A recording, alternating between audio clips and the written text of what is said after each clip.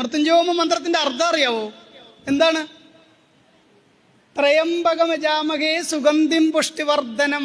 ഇനിയൊരു വാക്കുണ്ട്, ഊർവാരു കമിബന്ധനാൻ മൃത്യുർമുക്ഷീയമാമൃതാത്. നമ്മുടെ ഗുമ്മടിക്കായില്ലേ, എന്താണ്? കുമ്പളങ്ങ.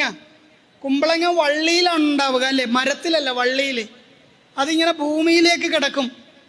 ഊർവാരു കമിബന്ധനാൻ. മൃത്യുഞ്ജയ മന്ത്രം എന്താണ്? ഈ കുമ്പളങ്ങ ഈ വള്ളിയിൽ നിന്ന് ഭൂമിക്കോ വള്ളിക്കോ ബുദ്ധിമുട്ടില്ലാണ്ട് എങ്ങനെയാണോ പഴുത്ത് പാകമായി ഞെട്ടറ്റു പോകുന്നത്, അതുപോലെ എൻ്റെ ശരീരത്തിൽ നിന്ന് ആത്മാവ് വേർപെടണമെന്ന് പ്രാർത്ഥിക്കുന്ന മന്ത്ര മൃത്യുഞ്ജയം. അല്ലാതെ മൃത്യുഞ്ജയം നടത്തി ചിരഞ്ജീവിയായിട്ടൊന്നും ജീവിക്കാൻ പറ്റില്ല. പിന്നെ മൃത്യുഞ്ജയം എപ്പോഴാണ് നടത്തുക? ചിലപ്പോൾ ഒരു ആക്സിഡൻ്റായി ഹോസ്പിറ്റലൊക്കെ കിടക്കുമ്പോൾ ആ ആക്സിഡൻറ്റിൽ നിന്ന് അദ്ദേഹം മോചിതനാവണം. കാരണം എന്താണ്? ഇദ്ദേഹത്തിന് 90 വയസ്സിൽ ശരിക്കും ഈ കുമ്പളങ്ങ വേർപെടുന്ന പോലെ മരിക്കാനുണ്ട്. അപ്പോൾ അതിനു വേണ്ടിയിട്ട് ആപത്തൊഴിയാനാണ് ആ സമയത്ത് നടത്തുക.